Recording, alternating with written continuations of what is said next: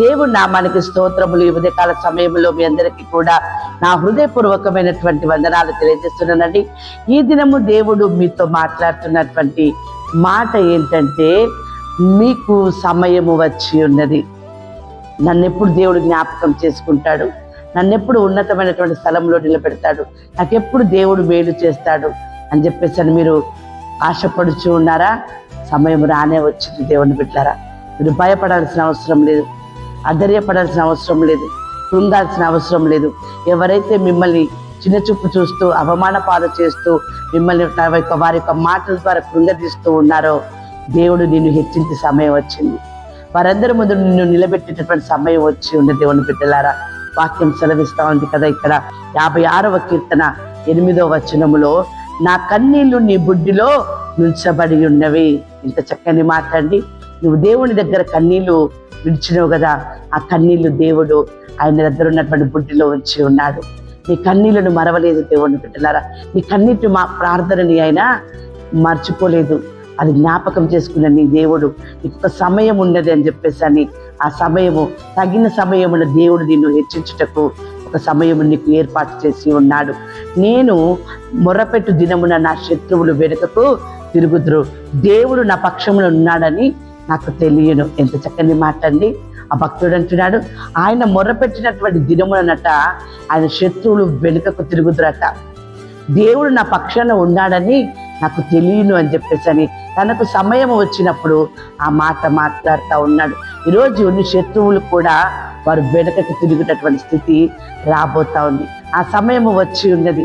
ఎన్నో మార్లు వారు గెలిచి ఉండొచ్చు. నీ శత్రువులకి గెలుపు రావచ్చు, నీ శత్రువులకి విజయం రావచ్చు, నీ శత్రువులు నిన్ను బట్టి సంతోషించింది కావచ్చు. కానీ ఈ సమయమున నీకే విజయము, నీకే సంతోషము దేవుని బిడ్డలారా. అందుకని వాక్యం సెలవిస్తూ ఉంది.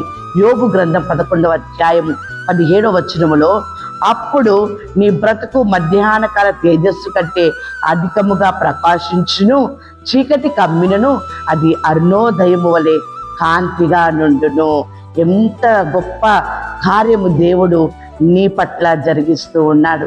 అందుకనే మార్కు సువార్త 11వ అధ్యాయము 24వ వచనముల వాక్యం ఏ రీతిగా ఉంది, అందుచేత ప్రార్థన చేయనప్పుడు మీరు అడుగుచున్న వాటి నిళ్ళను పొంది ఉన్నామని నమ్ముడి, అప్పుడు అవి మీకు కలుగునని మీతో చెప్పుచున్నాను. ఏదైతే దేని నిమిత్తమే మీరు మొరపెడుతూ ఉన్నారో, దేని నిమిత్తమే మీరు ప్రార్థన చేస్తూ ఉన్నారో, అవన్నీ కూడా మీరు ప్రార్థనలో అడగండి, అవి మేము పొందుకున్నాము అని చెప్పేసి నమ్మి మీరు విశ్వసించినట్లయితే ఆ ప్రకారమే మీకు, మీ పిల్లలకి, మీ కుటుంబంలోకి అవి జరుగును గాక. వాక్యం సెలవిస్తా ఉంది కదా ఇక్కడ హగ్గై గ్రంథము 2వ అధ్యాయము 5వ వచనములో, మీరు ఐగుప్తు దేశములో నుండి వచ్చినప్పుడు నేను మీతో చేసిన నిబంధన జ్ఞాపకం చేసుకొనుడి. ఏంటి ఆ నిబంధన అంటే, నా ఆత్మ మీ మధ్య ఉన్నది కనుక భయపడకండి.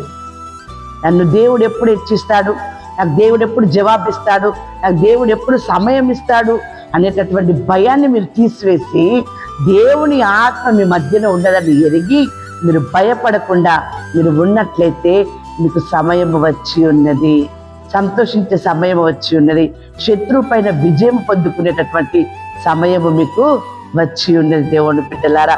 అంతేకాదు వాక్యం సెలవిస్తా ఉంది కదా ఇక్కడ, నేను నీ శత్రువులను నీ పాదముల పీఠంగా చేయ వరకు నా కుడి పార్శ్వమున కూర్చుండుము. ఎంత చక్కని మాట అండి. దేవుని యొక్క కుడి పార్శ్వమున ఆయన నిన్ను కూర్చుని పెడుతూ ఉన్నాడు. నీ శత్రువులని నీ పాదములకు పీఠంగా చేయ వరకు నువ్వెందుకు భయపడుతున్నావు? దేవుని బిడ్డలారా, నువ్వు ప్రార్థన చేసావు కదా, నువ్వు నమ్మి ప్రార్థించినట్లయితే ఖచ్చితంగా జవాబు దేవుడు నీకు అనుగ్రహింపజేస్తాడు. ఈ ఉదయకాల సమయంలో దేవుడు మీతో మాట్లాడుతున్నటువంటి మాట 110వ కీర్తన 2వ వచనములో వాక్యం ఈ రీతిగా ఉంది, నీ శత్రువుల మధ్యను నీవు పరిపాలన చేయుము. ఎంత అద్భుతం అండి. నీ శత్రువుల మధ్య నీవు పరిపాలన చేస్తావట. నీ శత్రువులు ఇంతకు ముందు నీ పైన, నీ కుటుంబం పైన పరిపాలన చేసి వారికి విజయం వచ్చిందని వారు సంతోషించి ఉన్నారు కదా, వారికి ఇప్పుడు ఓటమి వచ్చింది, నీకు సమయం వచ్చింది. నీవు వారిపైన పరిపాలన చేసే సమయం దేవుడు నీకు, నీ కుటుంబానికి అత్యధికముగా కలగ చేయను కాక. ఆమేన్.